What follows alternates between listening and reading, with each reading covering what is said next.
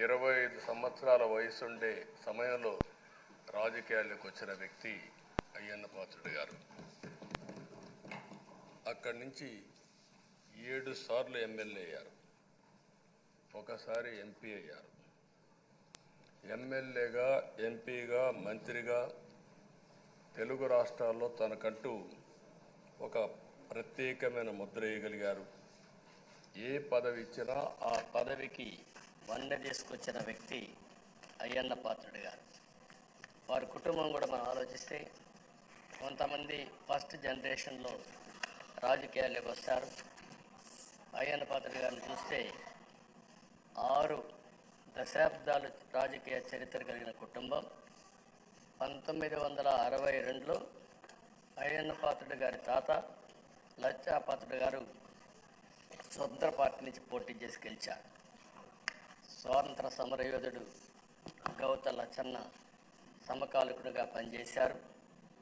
అదే వారసత్వాన్ని కొనసాగిస్తూ అయ్యన్న పాత్రుడు గారు ఇప్పటివరకు పనిచేస్తున్నారు. 83, 85, 94, 99, 2004, 2014, 2024లో ఎమ్మెల్యేగా విజయం సాధించారు. నర్సీపట్నంలో తెలుగుదేశం పార్టీ పెట్టినప్పటి నుంచి వారే పోటీ చేస్తున్నారు. అది వారి యొక్క ప్రత్యేకత.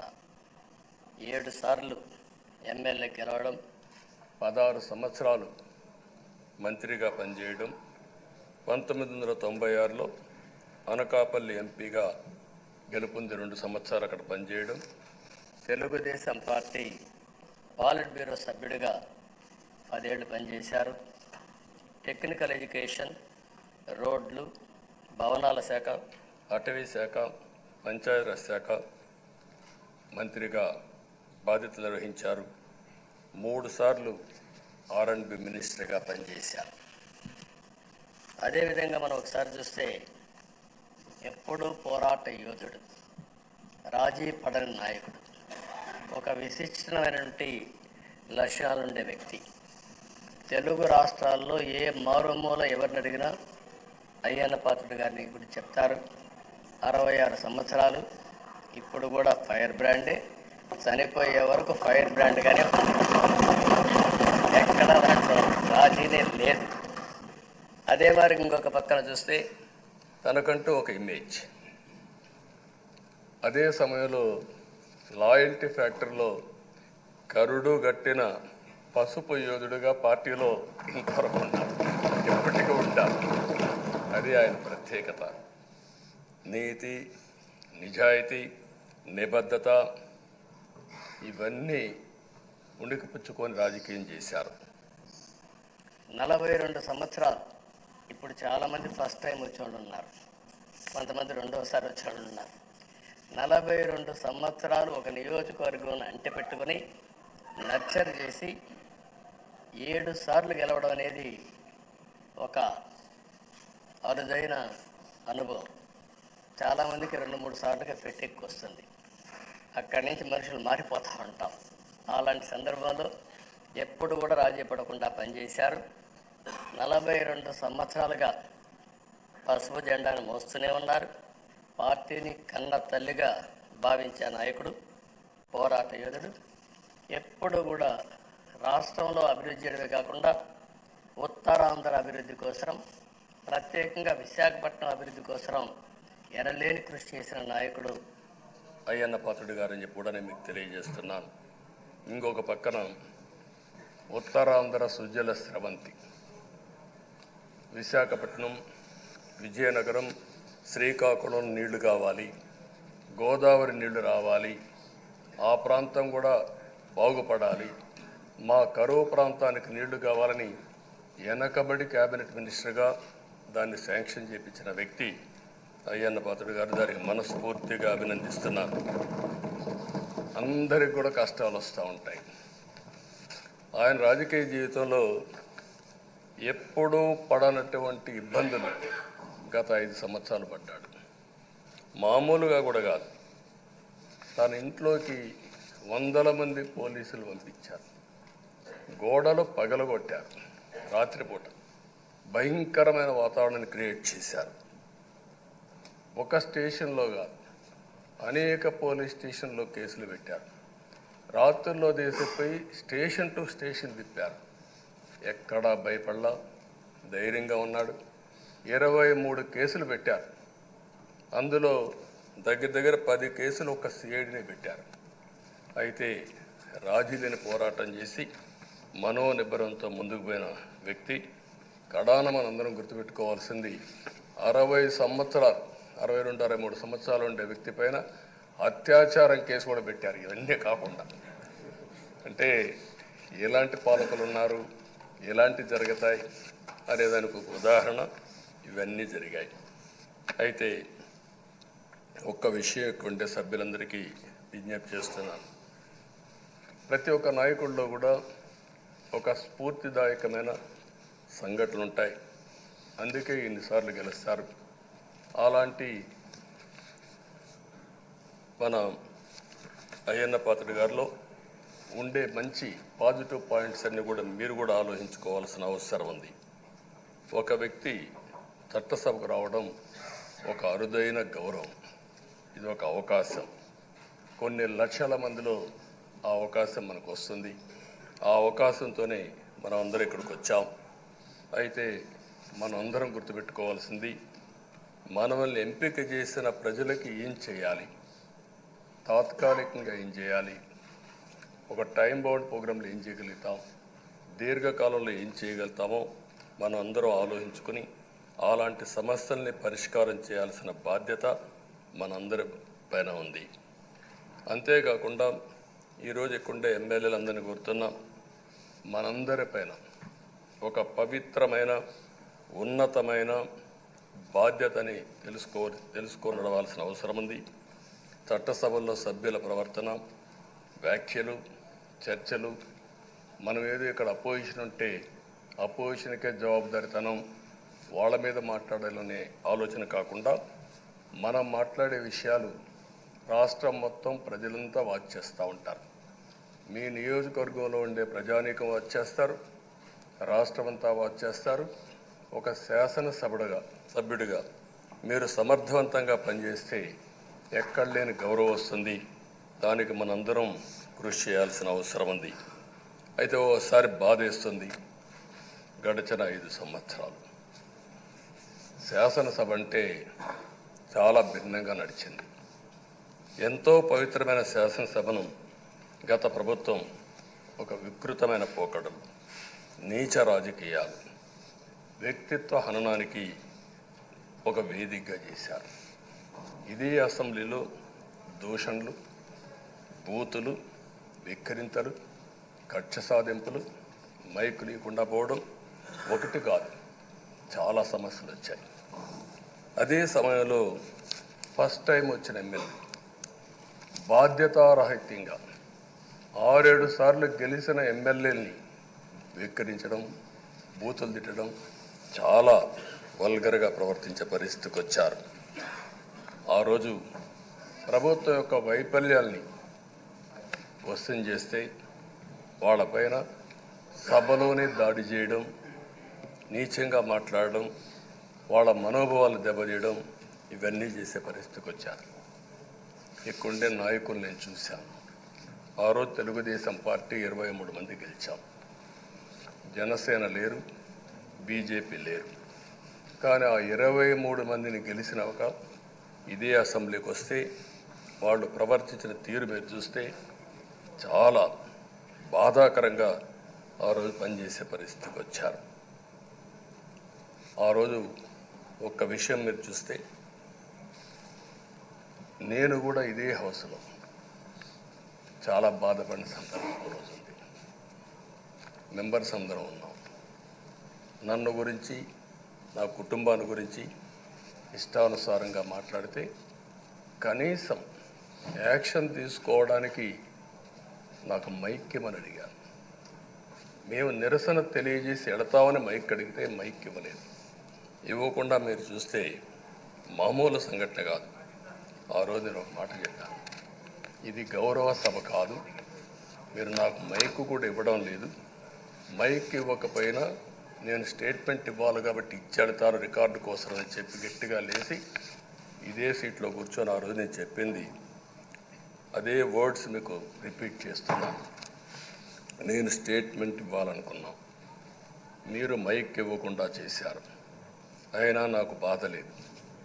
మళ్ళీ చెప్తున్నా, ముఖ్యమంత్రిగానే ఈ హౌస్కు వస్తాను తప్ప అదర్వైజ్ నాకు రాజకీయాలు అవసరం లేదు.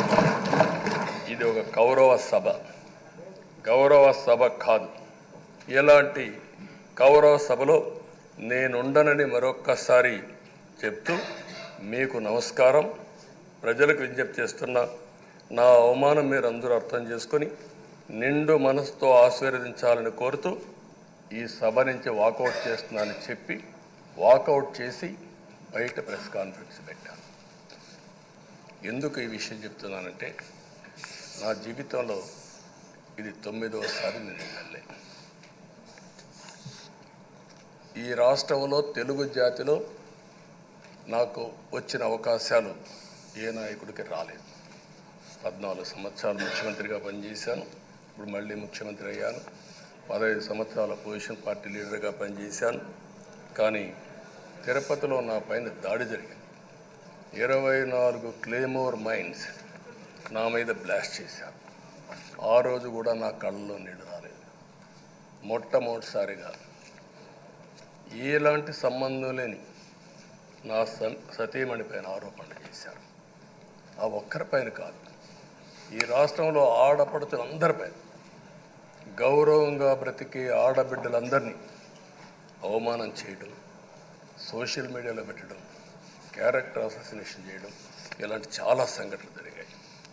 దానికి పరాకాష్ఠగా మరో శాసనసభ్యులు కానీ, కొంతమంది అయితే భవానీ శాసన సభలో సభ్యురాలుగా ఉండి ఎన్నో పోస్టింగ్స్ పెట్టే పరిస్థితికి వచ్చారు. అలాంటి సంఘటనలు చూసిన తర్వాత ఫస్ట్ టైం నా జీవితంలో ఆడబిడ్డల కోసరం ఇలాంటి హననాన్ని చేశారని బాధపడుతూ కంటతడి పెట్టాను. ఆ రోజే అనుకున్నా, ఇలాంటి పార్టీ ఈ రాష్ట్రానికి అరిష్టం, ఇలాంటి వ్యక్తిత్వం ఉండకూడదు. మళ్ళీ ఈ రాష్ట్రాన్ని గౌరవ సభ చేసి హోందాగా నడిపించే వరకు నేను పనిచేస్తానని చెప్పి ఒక శపథం చేశాను. ఆ శపథం ప్రకారమే ప్రజలు గెలిపించారు, వచ్చాను. ఈరోజు 2 సంవత్సరాల తర్వాత, ఆ రోజు నేను వెళ్ళింది 2021 నవంబర్ 19వ తారీఖున వెళ్ళాను. నిన్న మీ అందరి ఆశీస్సులతో, ప్రజలందరి యొక్క ఆమోదంతో ఈ సభలోకి ఎంటర్ అయ్యాం. నాకు జరిగిన అవమానం కానీ, ఆడబిడ్డలకు జరిగిన అవమానం కానీ భవిష్యత్తులో ఎవరికీ జరగకుండా కాపాడే బాధ్యత ఈ అసెంబ్లీ తీసుకోవాలని అందరినీ కోరుకుంటున్నాను. నా గౌరవాన్ని కాపాడిన ప్రజానీకానికి మరొకసారి మనస్ఫూర్తిగా ధన్యవాదాలు, అభినందనలు. నా జీవితాంతం రుణపడి ఉంటా.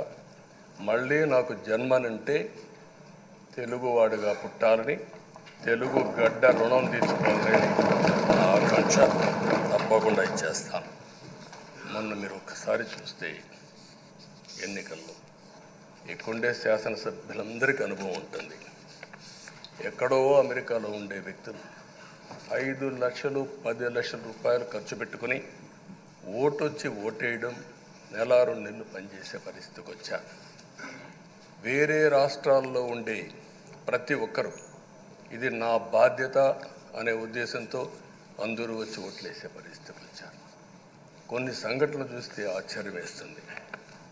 హైదరాబాద్ నుంచి ఎన్నికల ముందు రోజున 55 ట్రైన్లు వేశారు. 55 ట్రైన్లో ఫుట్పాత్లపై నిలబడుకొని వచ్చారు. ఏసీలో ఫుల్గా, మామూలుగా ఏసీ అంటే ఒక ప్రెషర్ ఉంటుంది, ఎక్కువ మంది ఉంటే గాలి ఆడదు. అయినా కూడా లెక్క పెట్టుకోకుండా వచ్చారు. వీళ్ళందరినీ మనం పిలిస్తే రాలా, మనం ఆర్గనైజ్ చేస్తే రాలా. కానీ ప్రజలు గెలవాలి, ఈ రాష్ట్రాన్ని కాపాడుకోవాలని పిలిపించాం. ఎన్డీఏ, పవన్ కళ్యాణ్ గారు, బీజేపీ, తెలుగుదేశం ముగ్గురం కలిసి దాంతో స్పందించి పెద్ద ఎత్తున ప్రతి ఒక్కరూ మా బాధ్యతను వచ్చారు. అదే మాదిరిగా పేదవాడు భోజనం తెచ్చుకొని బస్సుల్లో వచ్చి ఓటేసి మళ్ళీ వెళ్ళారు. అంటే అంత అభిమానం చూపించారు. వాళ్ళ రుణం తీర్చుకోవాల్సిన బాధ్యత ఈ సభ పైన ఉందని చెప్పి మీ అందరికీ తెలియజేస్తున్నా. ఆ బాధ్యతని మన కళ్ళ ముందు ఎప్పుడూ కనపడవలసిన అవసరం ఉంది. ఈరోజు రాష్ట్రం విధ్వంసమైన రాష్ట్రాన్ని మళ్ళీ గాడిన పెట్టాలి. మంత్రులందరం ప్రమాణ స్వీకారం చేశాం. పవన్ కళ్యాణ్ గారు అందరం కూడా చేశాం. కానీ ఈరోజు ఒక్కసారి ఆలోచిస్తే ఎక్కడున్నామో తెలియని పరిస్థితి, ఎంత అప్పు ఉందో తెలియని పరిస్థితి, చాలా సమస్యలు ఉన్నాయి. అయితే ప్రజలు మంచి ఎమ్మెల్యేలు ఎన్నుకున్నారు. నేను కానీ పవన్ కళ్యాణ్ గారు కానీ బీజేపీ కానీ అగ్రనాయకత్వం అందరం కూడా నరేంద్ర మోడీ గారితో సహా ఇంకొక పక్క అమిత్ షా గారు అందరం కూడా మీటింగ్లు పెట్టినప్పుడు చాలా స్పష్టంగా హామీలు ఇచ్చాం. అవి నమ్మారు, మనలందరినీ ఎంపిక చేసుకున్నారు. మీరందరూ కలిసి ఒక మంచి వ్యక్తిని, రాజకీయాల్లో గౌరవాన్ని కాపాడే వ్యక్తిని, పార్టీని నమ్ముకున్న వ్యక్తిని మీరు ఎన్నుకున్నారు. ఈరోజు మనందరం కూడా గుర్తుపెట్టుకోవాల్సింది, ఇక్కడికి వచ్చినప్పుడు అవతల పార్టీ వాళ్ళు కూడా మనం ఎగతాళి చేయాల్సిన అవసరం లేదు. ప్రజలు పనిష్మెంట్ ఇచ్చారు. ఇదే హౌస్లో నేను చూశాను. 23 సీట్లు మాకు వచ్చాయి. నేను బాధపడ్డాము. కానీ ప్రజాస్వామ్యాన్ని గౌరవించాలనే ఉద్దేశంతో ప్రజాస్వామ్యుతంగా పనిచేశాం. 23వ తారీఖు ఎన్నికల రిజల్ట్స్ వస్తే దాన్ని వక్రీకరించి 23వ తారీఖున దేవుడు రాసిన స్క్రిప్ట్ ఇది, మీకు 23 సీట్లు వచ్చాయని మాట్లాడారు. ఇప్పుడు నేను అడుగుతున్నా, కూటమికి 164 సీట్లు వచ్చాయి. 1, 6, 4 కూడుకుంటే 11 వస్తుంది. రాష్ట్రంలో దగ్గర 1631 రోజులు అమరావతి రైతాంగం ఆడబిడ్డలు ఉద్యమం చేశారు. ఆ 4 నెంబర్లు కలుపుకుంటే 1, 6, 3, 1 కలుపుకుంటే 11 వస్తుంది. అంటే ఇది కూడా భగవంతుడి స్క్రిప్ట్ అయినా కూడా నేను మాట్లాడడం లేదు, నేను కామెంట్ చేయడం లేదు. ఈరోజు ఉంటే వాళ్ళకు కూడా అర్థమయ్యేది. వాళ్ళు ఉండకుండా పోవడం అనేది వాళ్ళ పిరికితనం తప్ప ఇంకోటి కాదని చెప్పి కూడా నేను మీకు తెలియజేస్తున్నా. అయితే నేను ఇక్కడుండే సభ్యులను కూడా మిమ్మల్ని కోరుతున్నా, మనం ప్రజా సమస్యలపైన దృష్టి పెట్టాలి తప్ప వీళ్ళ మీద కాదని చెప్పి కూడా నేను మీకు తెలియజేసుకుంటున్నాను.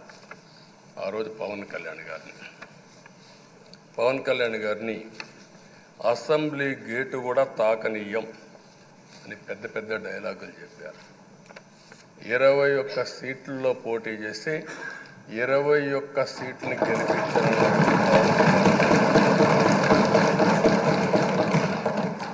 వైనాట్ 175 అని చెప్పి 11 కూడా తెచ్చుకోలేని నాయకత్వం. అంటే ఏ విధంగా మాట్లాడారు అనేదానికి ఇది ఒక ఉదాహరణ.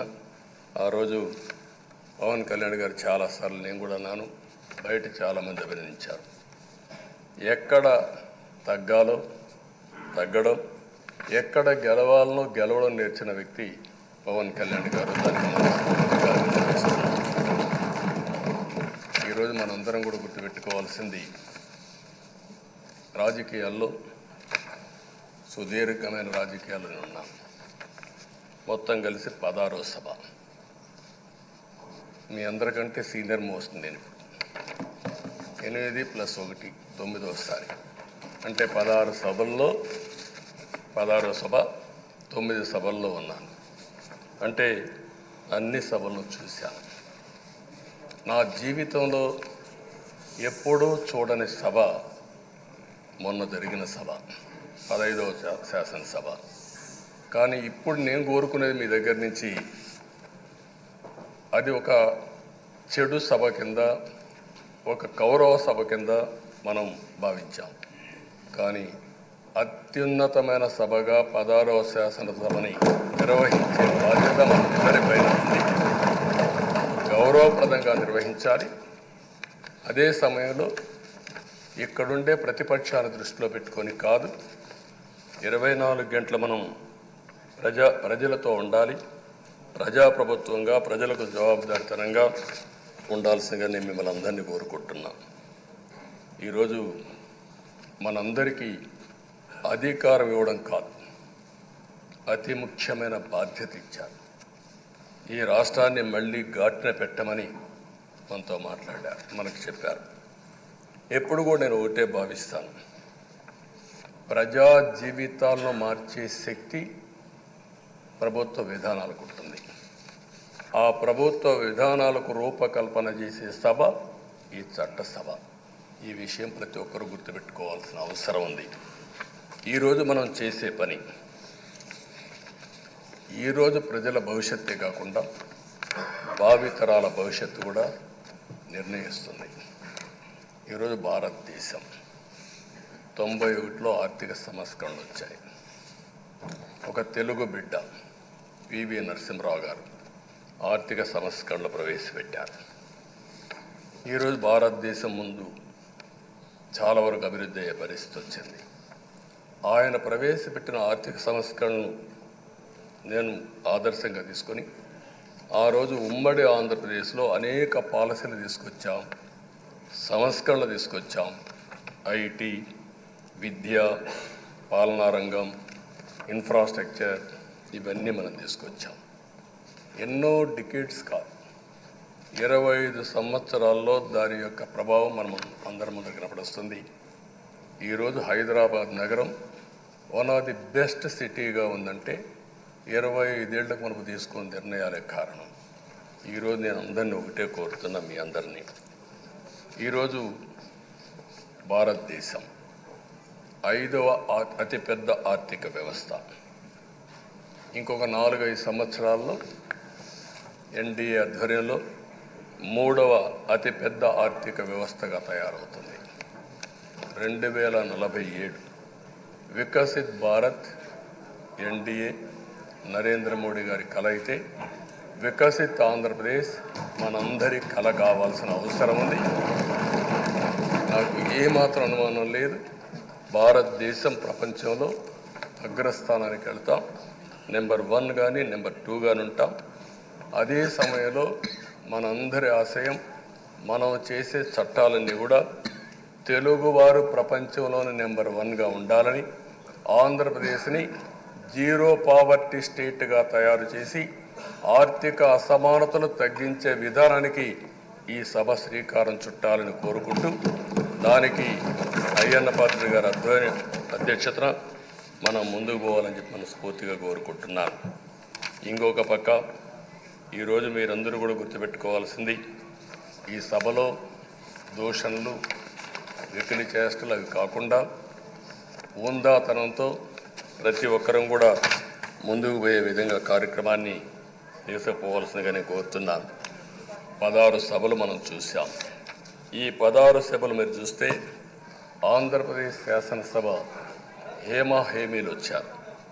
అందులో టంగుటూరి ప్రకాశం పంతులు, ఎన్జి రంగా, నీలం సంజీవరెడ్డి, బెజవాడ గోపాల్ రెడ్డి, తెన్నేటి విశ్వనాథం, గౌత లచ్చన్న, పివిజి రాజు, పుచ్చలపల్లి సుందరయ్య, అయ్యదేవర కాళేశ్వరరావు, చండ్ర పుల్లారెడ్డి, వావిలాలు గోపాలకృష్ణయ్య, మోటూరి హనుమంతరావు, గుంటూరి బాపనయ్య, కాకాని వెంకటరత్నం లాంటి ఉద్దండులందరూ వచ్చారు. వీళ్ళు కాకుండా పివి నరసింహరావు ఈ రాష్ట్రంలోని పుట్టి కేంద్రం నుంచి ఆర్థిక సంస్కరణలు తీసుకొచ్చారు. ఇంకో పక్కన ఎన్టీ రామారావు గారు, ఒక చరిత్ర సృష్టించిన యుగ పురుషుడు ఎన్టీ రామారావు గారు. వీళ్ళందరూ మనకు ఆదర్శం కావాలని మనస్ఫూర్తిగా కోరుకుంటున్నాను. అందుకని ఈరోజు ఒక పక్కన చూస్తే చట్టసభల విలువ తెలిసిన వ్యక్తి అయ్యన్న పాత్రుడు గారు. అనేక సందర్భాల్లో ఒక్కోసారి ఆవేశాలు మెంబర్లో వచ్చాయి. అవన్నిట్లో మీరు కూడా భాగస్వాములుగా ఉన్నారు. కానీ ఈరోజు నేను కోరుకునేది, మీ ఆధ్వర్యంలో రాజ్యాంగ స్ఫూర్తి నిలుస్తుందని, ప్రజాస్వామ్యాన్ని కాపాడతారని, ఈ సభ హోందాగా నడుస్తుందని దాంట్లో నాకు ఏమాత్రం అనుమానం లేదు. ఆ నమ్మకం ఉంది. దానికి మరొక్కసారి మీ యొక్క ఆధ్వర్యంలో భగవంతుడు అన్ని విధాల మీకు ఆ శక్తినివ్వాలని, తప్పకుండా ఈ అసెంబ్లీ సెషన్స్లో ఈ 5 ఏళ్లలో రాష్ట్రానికి కొన్ని సమస్యలు ఉన్నాయి. వాటి మీద ఎక్కువ మనం ఫోకస్ పెట్టాల్సిన అవసరం ఉంది. రాజధాని కట్టుకోవాలి, పోలవరం పూర్తి చేసుకోవాలి, నదుల అనుసంధానం చేసుకోవాలి, పెట్టుబడులు రావాలి, మౌలిక సదుపాయాలు కలిగించాలి, బీసీలకు బడుగు బలహీన వర్గాలకు న్యాయం చేయాలి. ఏది చేసినా పేదవాళ్ళ దృష్టిలో పెట్టుకొని ఈ అసెంబ్లీ చేసేటప్పుడు మీ అపారమైన అనుభవాన్ని మీరు ఉపయోగించుకొని ఈ సభను సక్రమైన దారిలో నడిపించేదానికి మీరు దోహదం చేయాల్సిందిగా మిమ్మల్ని అందరినీ కోరుకుంటూ, ఈరోజు మీరేసే మీ ఆధ్వర్యంలో జరిగే చర్చలు 2047కి తెలుగు జాతి ప్రపంచంలోనే నెంబర్ 1గా ఉండడానికి, ఈ రాష్ట్రంలో పేదరికం లేని సమాజాన్ని నిర్మాణం చేయడానికి, ఆర్థిక అసమానతలు తగ్గించే దిశగా మన ప్రయాణం సాగడానికి పూర్తిగా మీ ఆధ్వర్యంలో సాగాలని చెప్పి కోరుకుంటూ, మరొక్కసారి మీకు భగవంతుడు అన్ని విధాల ఆయురారోగ్యాలు ఇచ్చి ఈ సభను సుజావుగా నడిపించే కార్యక్రమానికి శ్రీకారం చుట్టాలని కోరుకుంటూ మీకు నమస్కారాలు తెలియజేస్తున్నాను. పెద్దలు గౌరవనీయులు పవన్ కళ్యాణ్ గారిని మాట్లాడవలసిందిగా కోరుతున్నాను.